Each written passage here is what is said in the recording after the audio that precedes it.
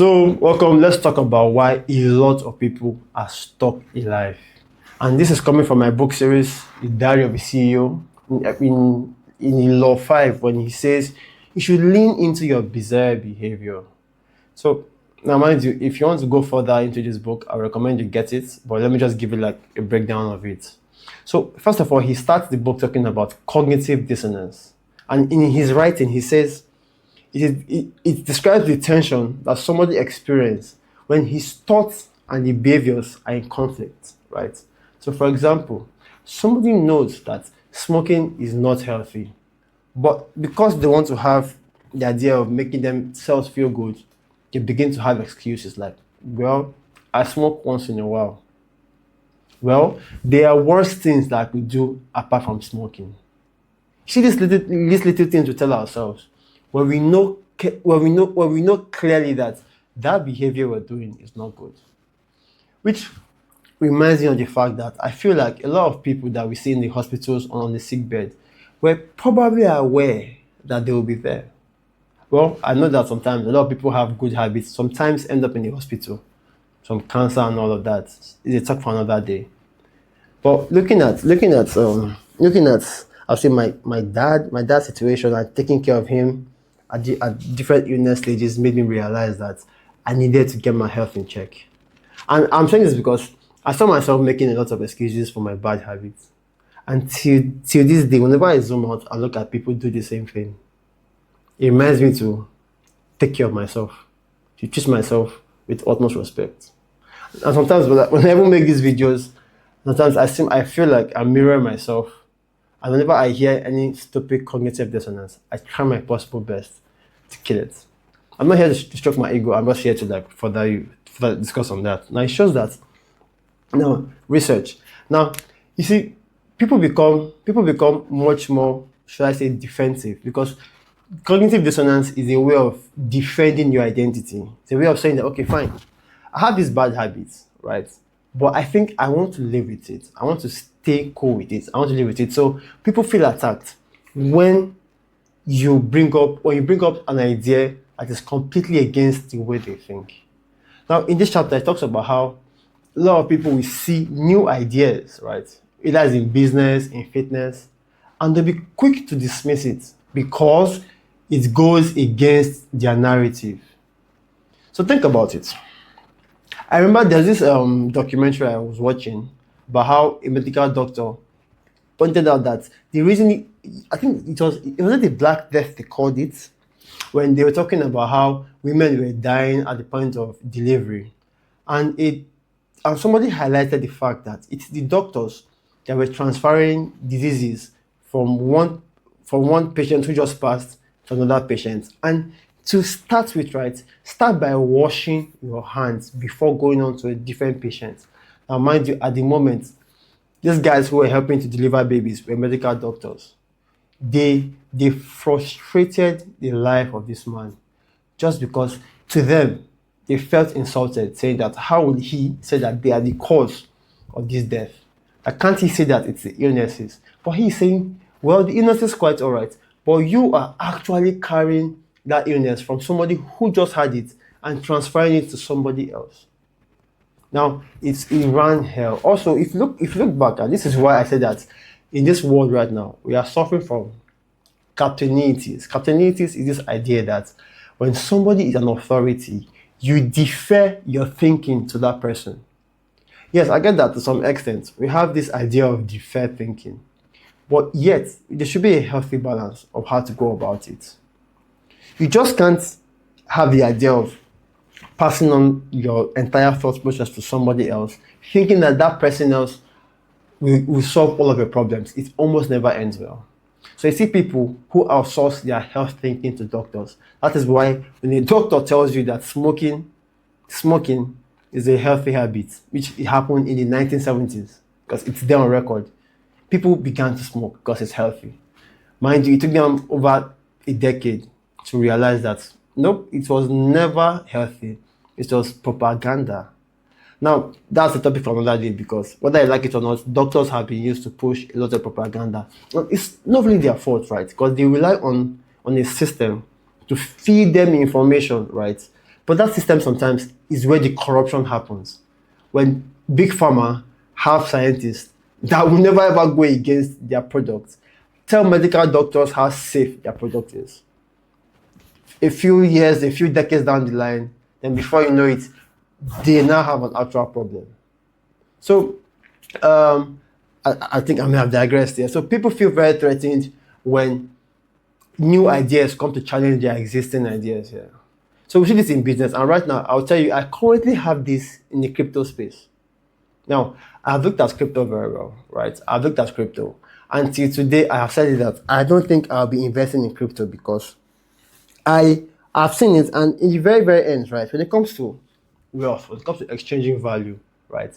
Except I'm running from the government, if I know that I'm giving value, I know that no matter, regardless of the currency, I will get paid. So why do you have to put my assets in a currency I do not even understand, and I don't want to understand it? On Swiss, yes, crypto might be a part of the future, but I do not think it's the future.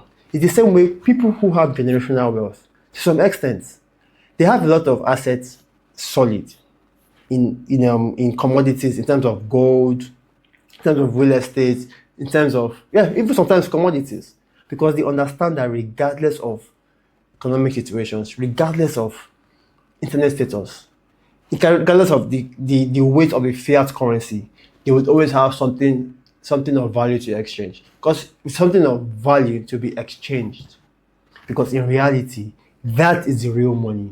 The value you provide is the real thing. So it's not the dollars you have in your bank account, it's the value you're bringing. So these guys understand that even though you wipe out the entire internet, you're still going to need, somebody is still going to need land. At least land to plant food. Somebody is still going to need maybe sugar. Somebody is going to have to need a lot of stuff, sand, everything. So they hold a good portion of their assets in solid things that they can touch, not fiat currencies. So now fiat currencies also allow for a lot of economic activities, right? Now the crypto space is too volatile for me to play in. So I rather just play in the space where I provide value, regardless of the circumstances I get paid. So tomorrow, if I ask for a client to pay me in Bitcoin, and he says he doesn't want to pay me in Bitcoin, I could tell him to route it through a certain payment channel or payment gateway, and I get paid in Bitcoin. So now that's my idea behind crypto.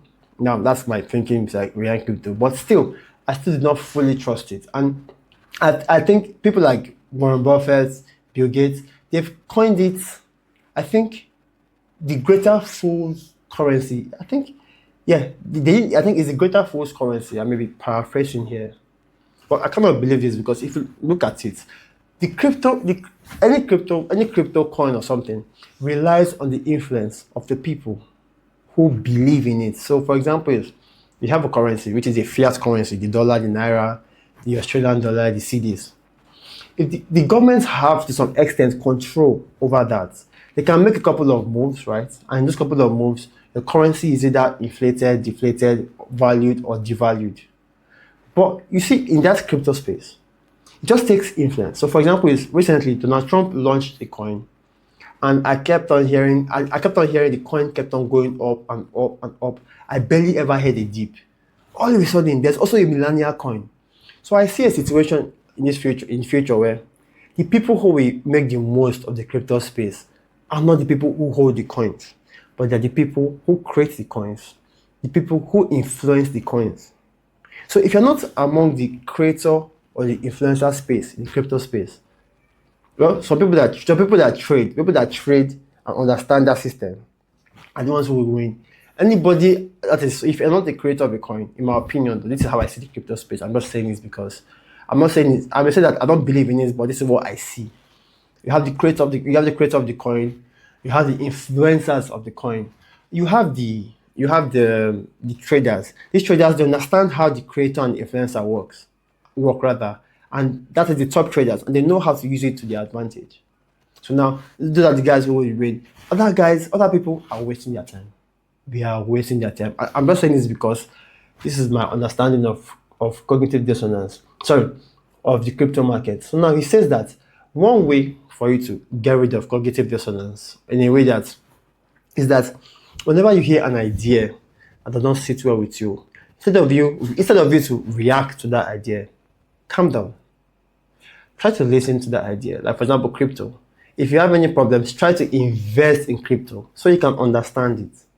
So the whole idea is whenever you see a new idea that is against your current belief or your current action, so it's a bit like reacting, moving back and saying no, reacting, insulting it, saying it's bizarre. Understand it further. Use it, right? Play around with it, because if you look at it, to be very frank, all forms of innovation has been ridiculed since time. But be the mobile phone, be the digital banking, every single one of them has had their share of being looked down upon, being insulted, being ridiculed. And the only thing you can do in this case, right, is to understand that you need to understand that thing first. And also, the reason innovation, one reason that innovation is always looking fun is because it's different. It's different from what you currently know. It is different from what you currently understand. If you look at the early use of mobile phones, it's slightly different from the current use of mobile phones. People in the past were purchasing phones for the sake of communication. Now, communication has become the lowest what's that word? The lowest use for it. There are other uses for a mobile phone right now, precisely the smartphone. But yet, a lot of people who were very smart back then dismissed it. There's a lot of them never got the advantage to take over such kind of cases, such kind of innovation, such kind of wave of trends. Even that's why there is, remember, lean into it. You may not understand it, but lean into it. And I keep saying this thing over and over again. Whenever I see an idea, right, that makes me react, what it tells me is I do not understand it. That's why I'm reacting. And I tell my guys, if you understand what feminism is, you use it to your advantage. If you understand what any idea is, because if you see yourself ever reacting, trying to jump into a point, it means you don't understand it. It means something does not sit well in you. But when you understand it, right, you just let it just flows and you use it to your advantage. I mean, and thank God, I see these things very, very, very, very normal when it comes to martial arts. And is it, like I said, it's martial arts. I'm sorry for digressing here, but it's something that I just do. And whenever I see myself failing at a particular kick, when I understand that kick, I use that kick to my advantage. I use that move to my advantage. So let me see. Now, cognitive dissonance will never allow us to listen to the other side. The other side could be anything. The other side is gender war. The other side is business. Anything that just goes against what we believe in our head. It's completely shut off. Remember our previous episode when we said, whenever you tell somebody you are wrong, this is just an implied version of that. You're talking to somebody saying that what you believe and know right now is completely wrong. They would not listen to you. They would move away. So this right here is actually the actual place where growth happens.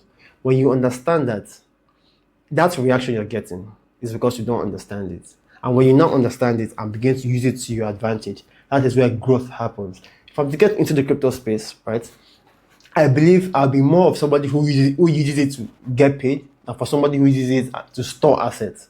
I don't really believe the Bitcoin network is super secure because as a computer student, I kind of realized that it is hackable. Even though it's difficult, it is hackable.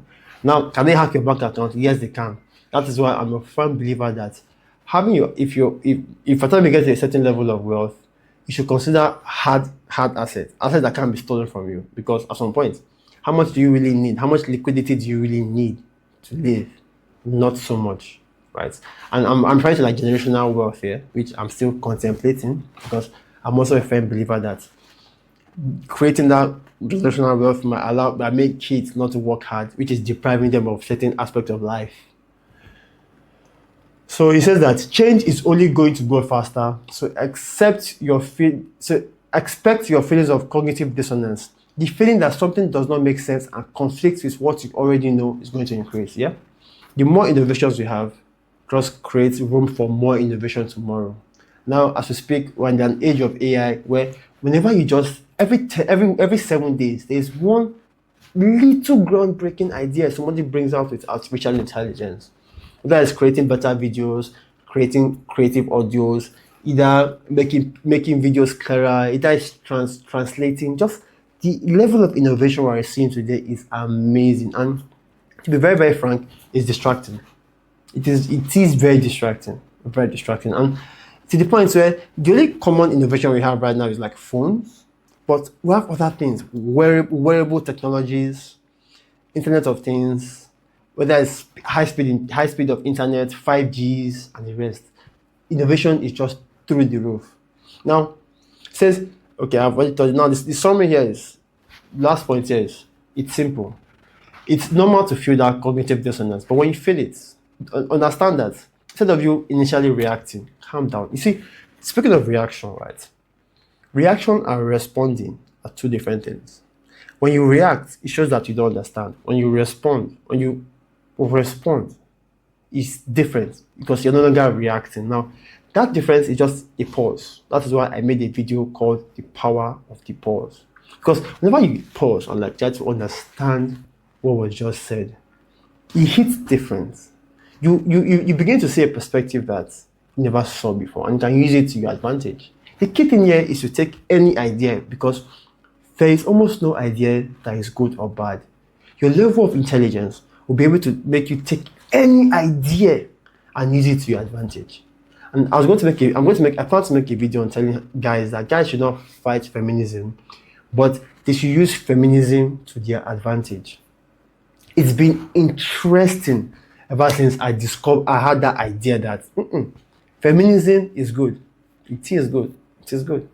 Now, it may not be good for society at large, but it's good. It plays a role. And when you know that role, you can use it to your advantage as graciously as possible.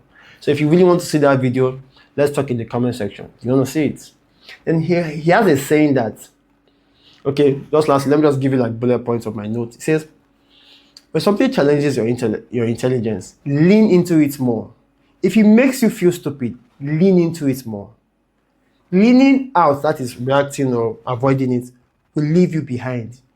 Don't block people that don't agree with you, which is a way of being close-minded. You see a lot of people who say they're open-minded, but whenever you don't agree with them on some topics, they cancel you. Follow them more.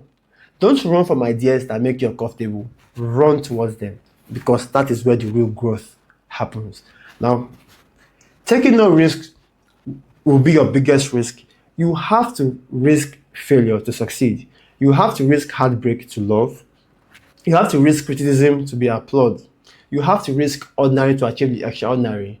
You have to live avoiding risk if you're risking missing out on life. The bottom point is that you have to risk something. For anything you want, it's like the law of sacrifices. It's not, no, it is like sacrifice, right?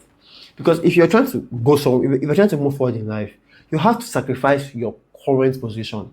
You have to give up something of a lower nature to go for something of a higher nature. And guys, that's basically the ideas that I got from this book. I may have gone beyond what I expected, but if it got to this point, I'll say thank you very much. If this book goes in depth, my point is just to take one idea, probably give you a couple of stories, the part of the practical aspect of it, how it's relatable to you. But if you want to understand it further, and you think you need the book, because the book is very, very good. It's not a book that you get only 3 ideas from, repeated over 300 pages or 200 pages. It's a book that almost every 5 pages has a new idea. No, almost every 10 pages, because some ideas are kind of repeated. Almost every 10 pages has new ideas and new ways of understanding things. So please feel free to grab your copy. Stephen Bartlett is a very great guy. He has a very great podcast called Diary Decision. So thank you. Feel free. Kindly share my video with somebody who you know will find it helpful. It's the attitude of sharing this video that helps the movement. Helps the movement basically. And the movement is simple. We're inspiring men to become a better version of themselves. We're inspiring men to become who they truly are. So thank you very much for tuning in. Talk to you soon, and bye for now.